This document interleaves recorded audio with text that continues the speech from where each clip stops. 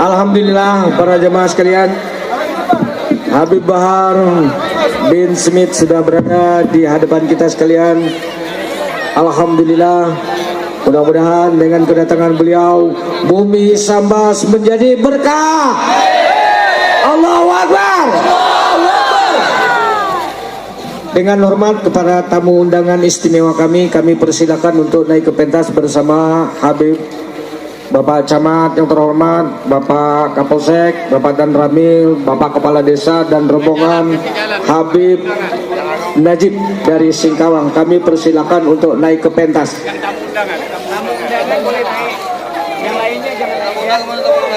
Adik-adik majelis silakan memposisikan diri. Sekali lagi, tamu undangan istimewa kami Bapak Camat, Bapak Kapolsek, Bapak Dan Ramil serta Bapak Kepala Desa seluruh Kecamatan Tangaran untuk berada di pentas bersama Al-Mukarram Habib Bahar bin Smith.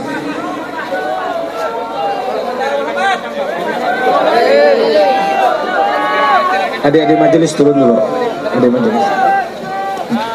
Jamaah duduk kembali semuanya dengan tertib. Jamaah dengan kerendahan hati dan hormat kami untuk dipersilakan duduk seperti semula tadi. Bapak Kapolsek, Bapak Dan Ramil, Bapak Camat, silakan Pak. Keamanan kita bersama, para hadirin diharapkan duduk dengan tertib.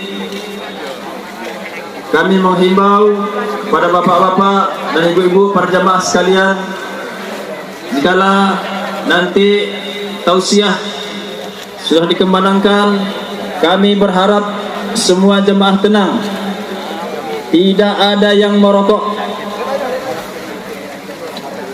Kami berharap semua jemaah duduk dengan tertib untuk kenyamanan acara ini, untuk kebersamaan kita.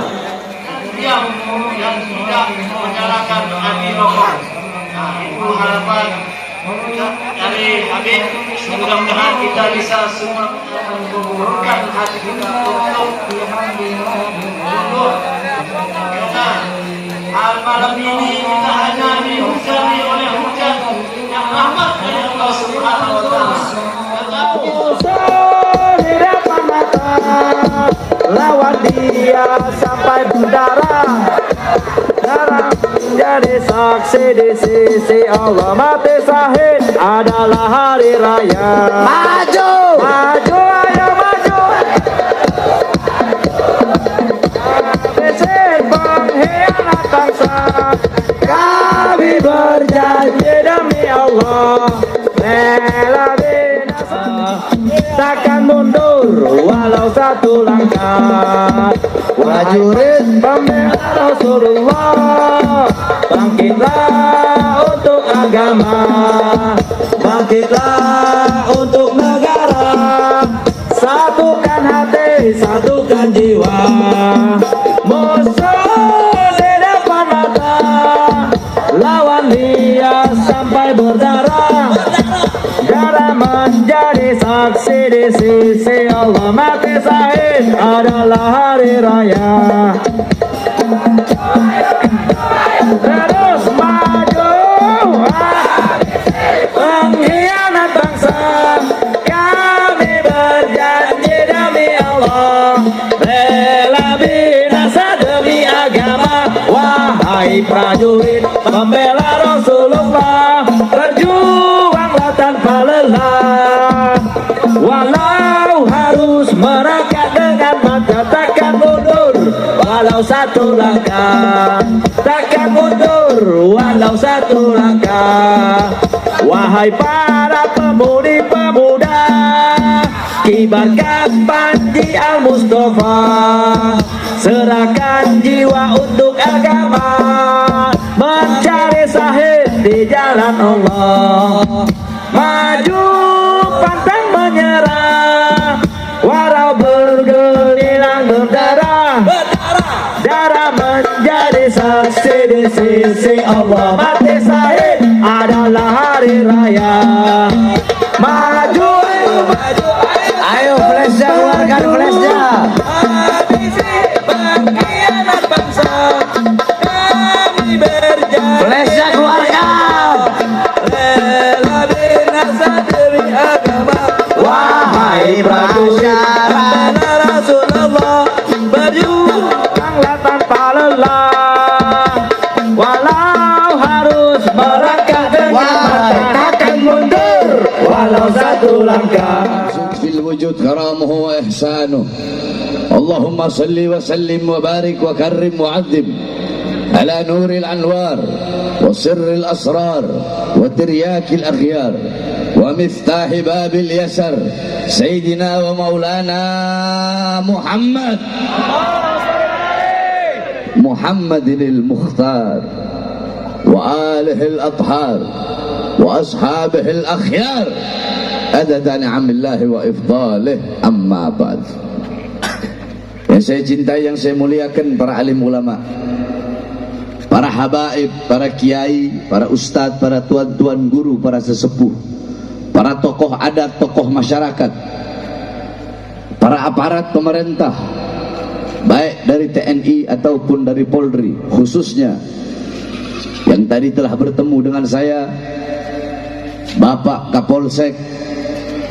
Ini Kapolsek, Masya Allah, kita doakan mudah-mudahan Allah panjangkan umur beliau, Allah sehatkan jasmani dan rohani beliau, Allah permudah urusan dunia akhirat beliau, Allah perkuat langkahan kaki beliau di dalam melayani bangsa, rakyat dan masyarakat Indonesia.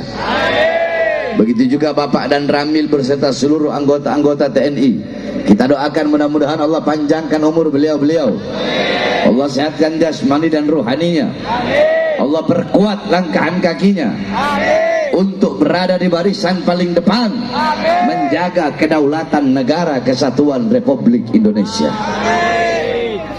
Tidak lupa salam hormat, salam cinta kepada seluruh panitia peringatan Tablik Akbar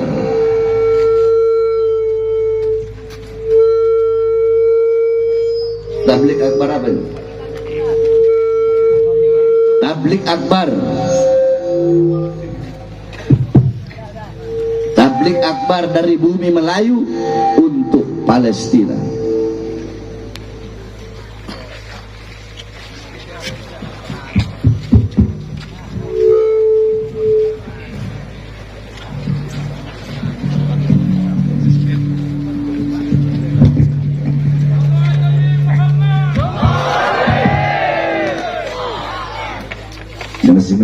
Masih mending. Di tempat lain biasanya sniper. Harrison. Saudara-saudara sekalian yang dimuliakan oleh Allah, tidak lupa yang saya cintai, yang saya muliakan, dari seluruh keluarga besar Kesultanan Sambas, Pangeran. Tadi saya ketemu dengan Pak Wakil Bupati, beliau tidak bisa hadir, beserta yang saya cintai, yang saya muliakan, seluruh hadirin hadirat, bapak-bapak, ibu-ibu, para pemuda-pemudi Melayu yang dimuliakan oleh Allah Subhanahu wa taala. Alhamdulillah,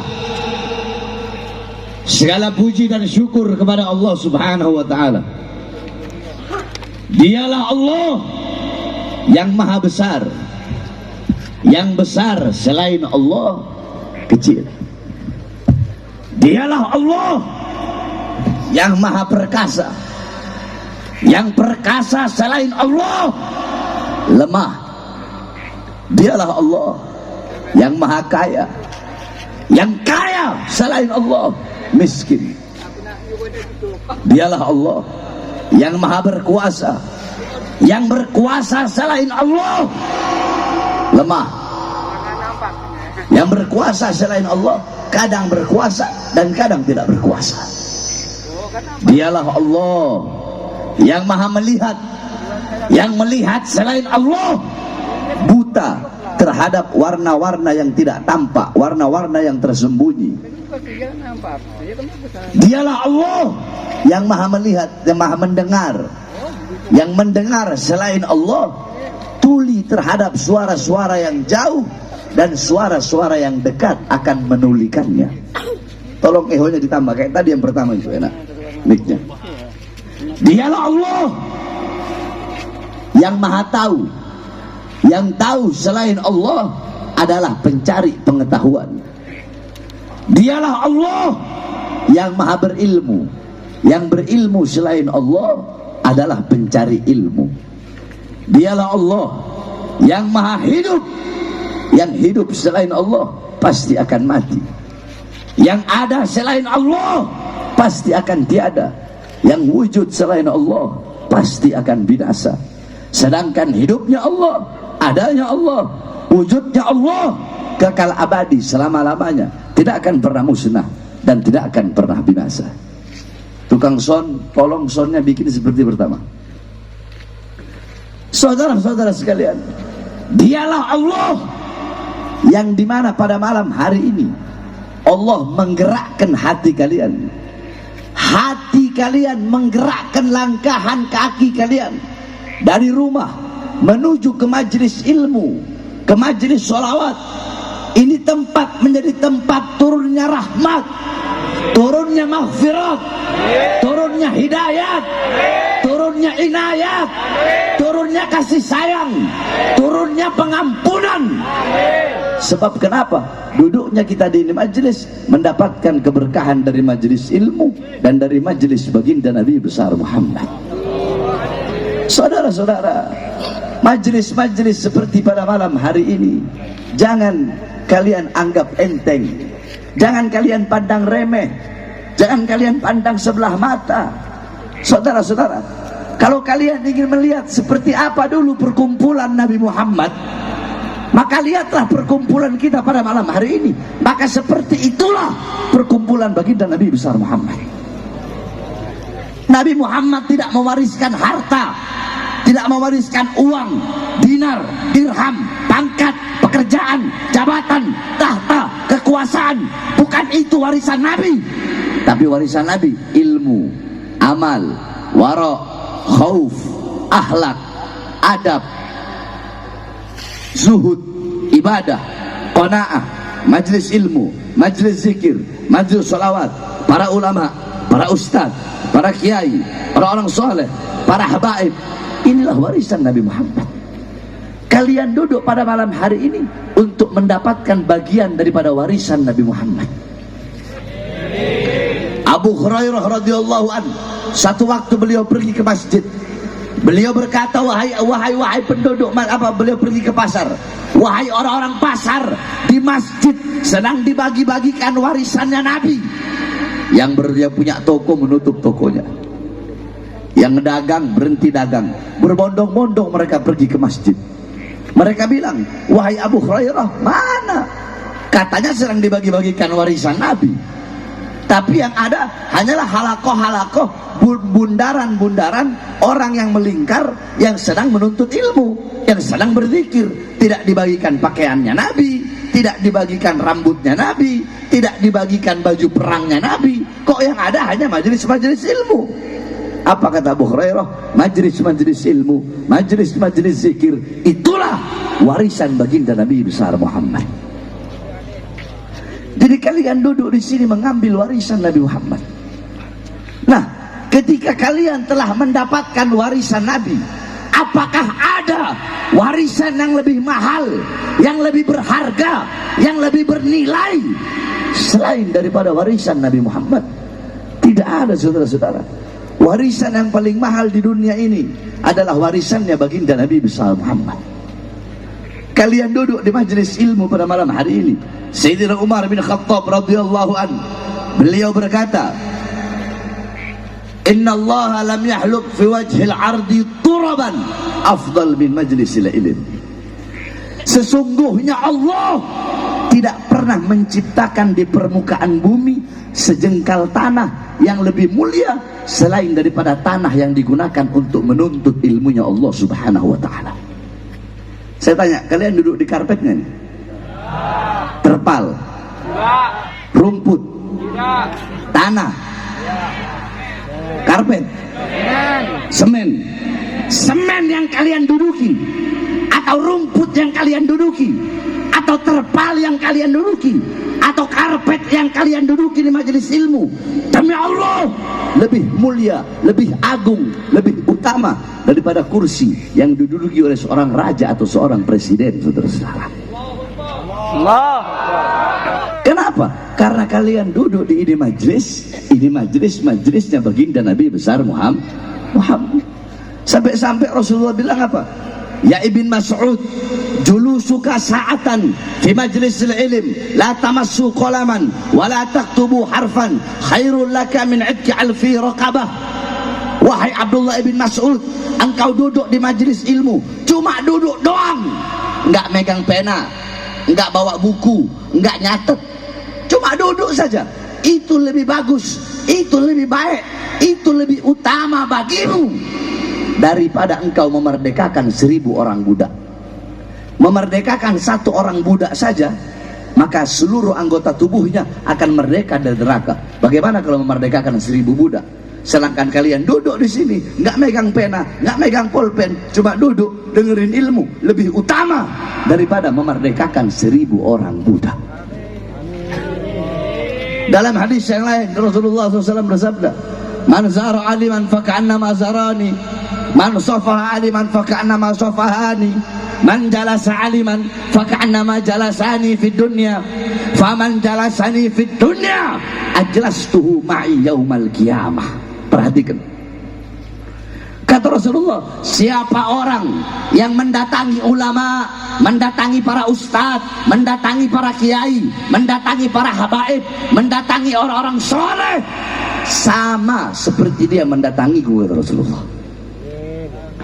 Siapa orang yang musafahah, mencium tangan ulama, mencium tangan para tuan-tuan guru, sama seperti dia mencium tanganku. Ada satu cerita tentang mencium tangan ulama. Dengarkan ini, kalian gak bakal dapat ini cerita di panggung-panggung ceramah manapun. Di dalam kitab Al-Qirtas dijelaskan, dulu di India ada namanya Habib Muhammad Maula Danggal Al-Attas. Beliau ini wali besar. Beliau wali majdzub. Wali majdzub. Majdzub itu suka melakukan hal-hal yang di luar akal. Tapi wali, kalau orang awam menganggapnya orang gila. Beliau tinggalnya di hutan. Setiap hari orang-orang Hindu datang ke hutan, ya, minta doa kepada beliau. Dan semua orang Hindu yang minta doa, pasti doanya langsung, hajatnya dikabulkan oleh Allah. Jadi makin hari makin banyak orang Hindu yang masuk Islam. Akhirnya Raja Hindu datang. Ketika Raja Hindu datang, Raja Hindu bilang, Habib, berhenti engkau masukkan rakyatku masuk ke dalam agamamu. Kalau engkau tidak berhenti, maka besok saya akan datang kemari, bawa pasukan gajah, akan saya ratakan ini hutan dengan tanah. Apa jawaban seorang cucu Nabi Muhammad? Apa jawaban seorang Habib Muhammad Maulad Danggal Al-Attas? Beliau berkata, wahai raja, engkau mengancamku, silahkan kau datang, bawa kau punya pasukan, saya tetap akan menunggu di sini. Raja nggak cuma ngancem, beneran.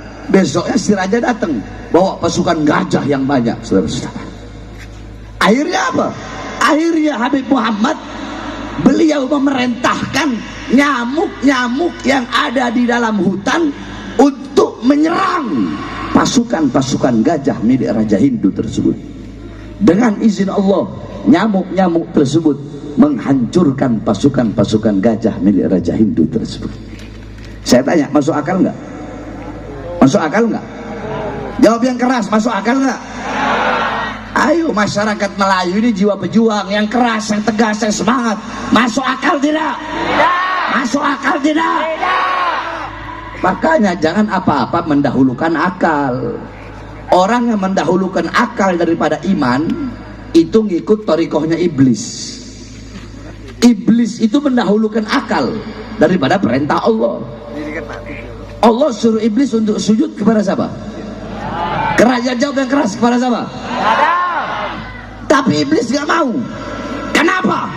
Karena menurut akal, saya tanya coba, menurut akal, api sama tanah mana lebih utama? Api. Mana lebih hebat? Api. Itu menurut akal kan? Nah, iblis dia pakai dia punya akal. Dia gak nurut sama perintah Allah. Bagi akal dia, oh saya diciptakan dari api, kok saya mau sujud sama Adam yang diciptakan dari tanah? Gak mau saya. Itu satu. Kedua, akal itu adalah torik, mendahulukan akal daripada iman. Itu torikohnya Kan'an, jalannya Kan'an. Kan'an ketika bapaknya Nabi Allah Nuh suruh naik ke atas perahu, dia gak mau. Karena bagi akal dia, kalau saya naik ke atas gunung yang tinggi, gak bakal air banjir ini nyampe ke atas. Jadi lebih baik saya naik ke atas. Akhirnya apa? Hancur, binasa. Jadi dalam hal ini kita harus mendahulukan iman daripada hancur. Akhirnya apa? Akhirnya sang raja pergi ke Habib Muhammad, minta maaf Habib, saya minta maaf. Mulai sekarang saya nggak bakal ganggu Habib lagi. Dan saya janji setiap hari Jumat saya bakal datang kemari bawakan makanan buat Habib. Tiap Jumat itu raja datang, dia cium tangannya Habib Muhammad. Jumat lagi datang, terus sampai raja itu mati. Ketika itu raja mati, orang Hindu saya tanya, kalau mati diapain? Diapain? Ketika dibakar, semua jasadnya terbakar kecuali mulut dan hidungnya nggak bisa kebakar. Berkali-kali dibakar, tetap nggak terbakar.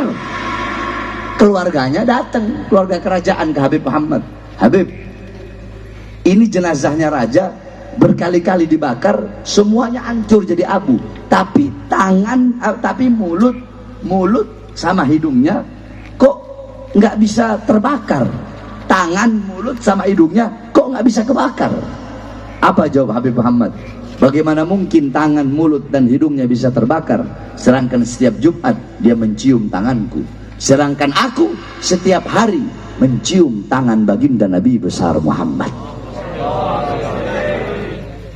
Itu orang Hindu mencium tangan ulama, mulutnya nggak terbakar, saudara-saudara, hidungnya nggak terbakar. Bagaimana kita umat Islam kalau kita mencium tangan para ulama? Jadi mencium tangan ulama seakan-akan mencium tangan baginda Nabi besar Muhammad. Itu yang kedua. Yang ketiga kata Rasulullah, Manjalasa aliman, siapa orang yang duduk berkumpul bersama ulama, duduk berkumpul bersama ustadz, berkumpul bersama para kiai, berkumpul bersama para habaib, di majelis-majelis ilmu, di majelis-majelis zikir, di tablik-tablik akbar, di masjid-masjid, di surau-surau, di musola-musola, maka seakan-akan dia duduk denganku di dunia. Siapa yang duduk denganku di dunia, kelak di akhirat akan aku dudukkan dia bersamaku. Ingat katanya Nabi, bukan aku ajak duduk dia bersamaku, bukan, tapi aku dudukkan dia bersamaku. Nabi yang bakal cari kalian untuk Nabi dudukkan bersama baginda Nabi besar Muhammad. Jadi saudara-saudara, gampang. Kalau kalian ingin tahu di akhirat sedekat apa dengan Nabi, kadar jauh atau dekatnya kalian dengan Nabi di akhirat, itu menurut kadar jauh atau dekatnya kalian di dunia dengan para pewaris Nabi Muhammad, penyambung lidah Nabi, penerus perjuangan Nabi. Siapa? Yaitu para ulama, para ustadz, para kiai, para habaib. Makanya di dunia jangan jauh dari para ulama, jangan jauh dari para guru-guru, jangan jauh dari para kiai, jangan jauh dari para habaib. Rasulullah sudah bilang, kun aliman, hei kalian, jadilah orang-orang alim, jadilah ulama, jadilah orang yang berilmu. Aduh beb, saya nggak bisa jadi orang berilmu beb. Saya polisi, saya tentara, saya PNS, saya pedagang, saya pengusaha. Saya udah nggak bisa jadi orang berilmu. Nggak bisa jadi orang berilmu, nggak apa-apa. Ada pilihan kedua. Apa itu? Kun muta'alliman, jadilah pencari ilmu, jadi santri, ngaji. Aduh beb, nggak bisa beb, umur saya udah tua, susah ngapalin, susah. Nggak bisa juga jadi pilihan kedua, jadi santri nggak bisa, nggak apa-apa. Ada pilihan ketiga. Apa itu? Kun mustami'an, jadilah pendengar ilmu, jadi pendengar nasihat ulama, jadi pendengar ilmu. Ambil nasihat ulama, hikmah-hikmah para ulama, duduk di majelis taklim, duduk di majelis zikir, seperti pada malam hari ini. Aduh beb, saya nggak punya waktu, saya sibuk usaha, sibuk kerja, sibuk ngurus ini, sibuk ngurus itu. Nggak bisa juga. Pilihan terakhir bagimu, apa itu? Kun muhibban, jadilah pecinta orang-orang berilmu. Jadi ulama nggak bisa, jadi santri nggak bisa, jadi pendengar ilmu nggak bisa. Maka jadilah pecinta ulama, pecinta para ustadz, pecinta para kiai, pecinta para habaib.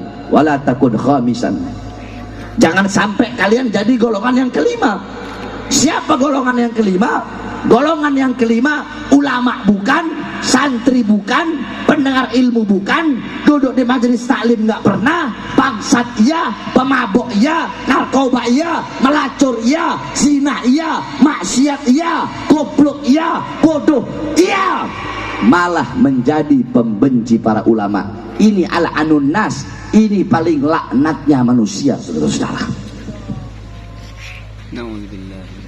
Makanya kalau nggak bisa jadi orang berilmu, jadi kalau nggak bisa jadi santri, jadi pendengar nggak bisa jadi pendengar ilmu, terakhir jadi itu modal paling kecil bagi kita untuk di akhirat kelak bisa berjumpa dengan baginda Nabi besar Muhammad sallallahu alaihi wasallam. Paham? Jadi kadar kedekatan kita dengan Nabi di akhirat kelak itu menurut kadar kedekatan kalian di dunia dari majelis-majelis seperti ini. Kalau di dunia kalian dekat dengan majelis ilmu, dekat dengan majelis zikir, dekat dengan majelis sholawat, dipastikan di akhirat dekat dengan Nabi Muhammad.